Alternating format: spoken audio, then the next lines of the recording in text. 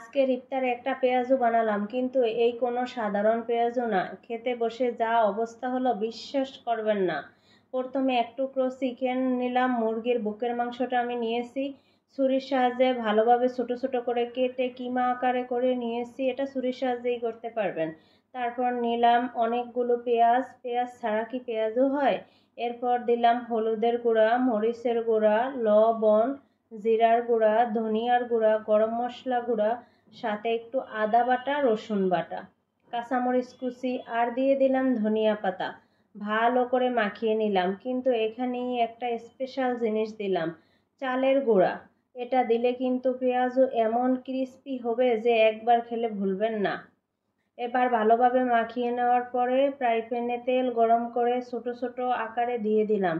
Medium আঁচে ধীরে ধীরে ভাজলাম, যাতে বাহিরেরটা একদম মচমচে হয় আর ভেতরটা নরম থাকে।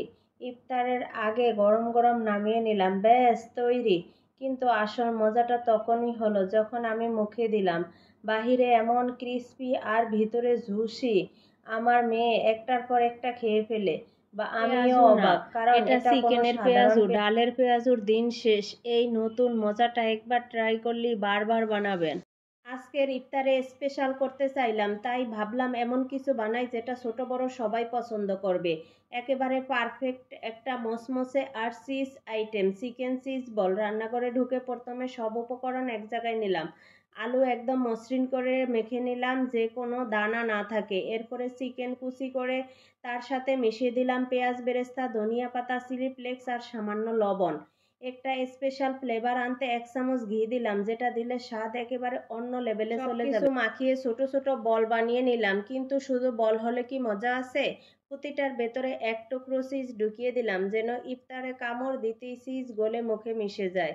এবার বলগুলো ডুবিয়ে নিলাম ফেটানো ডিমে, তারপর ব্রেড ক্রামে গড়িয়ে নিলাম, যেন মচমচে একটা লেয়ার তৈরি হয়।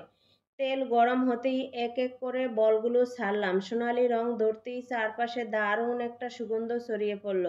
সবাই তখন রান্নাঘরে উঁকি মারতে শুরু করলো। মিডিয়াম আঁচে ধীরে ধীরে ভাজলাম, যাতে বাহিরেরটা পারফেক্ট ক্রিস্পি আর ভেতরেরটা চিজে সুন্দরভাবে গলে যায়। ইফতারের সময় এক কামড় চিজ বেরিয়ে আসতেই সবাই অবাক। কেউ বলছে, এটা কি বানিয়েছো, দারুণ। আমি মুচকি হেসে বললাম, আজকের ইফতারের স্পেশাল আইটেমের চিকেন চিজ বল। ভিডিওটি ভালো লাগলে শেয়ার করতে ভুলবেন না।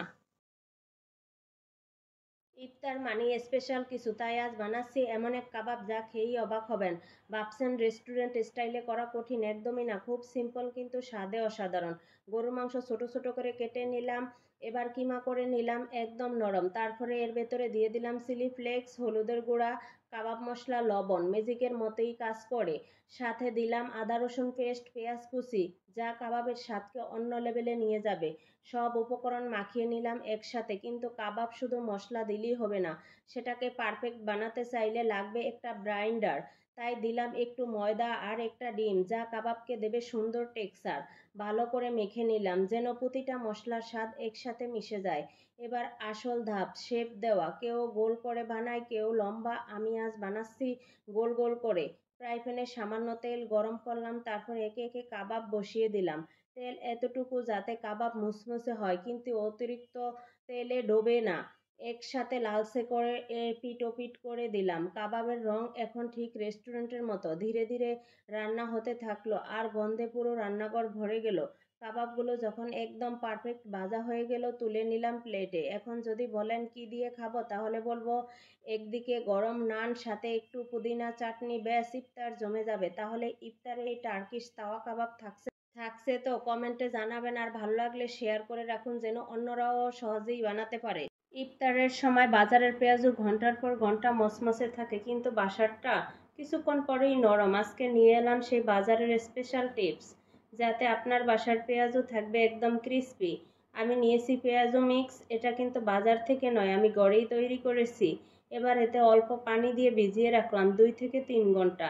সকালে ভিজিয়ে রাখলে সবচেয়ে ভালো, তবে যদি ভুলে যান তাহলে অন্তত 1 ঘন্টা আগে ভিজিয়ে রাখুন। এরপর ফিরে এলাম 2 ঘন্টা পরে। এরপর দিয়ে দিলাম পেঁয়াজ কুচি, হলুদ গুঁড়া, মরিচের গুঁড়া, লবণ, কাঁচামরিচ কুচি, সব কিছু মিশিয়ে নিলাম। তারপর মাঝারি আঁচে গরম তেলে ছোট ছোট আকারে দিয়ে দিলাম। ধীরে ধীরে এপিট ওপিট ভেজে নিলাম। তৈরি বাজারের মতো মচমচে পেঁয়াজু। মজার ব্যাপার, বাহিরেরটা একদম ক্রিস্পি আর ভেতরটা নরম। ইফতারের দিলে সবার মন জয় করে নেবে। ট্রাই করে দেখুন একবার, বানালে বারবার বানাতে ইচ্ছে করবে। ভালো লাগলে ভিডিওটা শেয়ার করে দিবেন।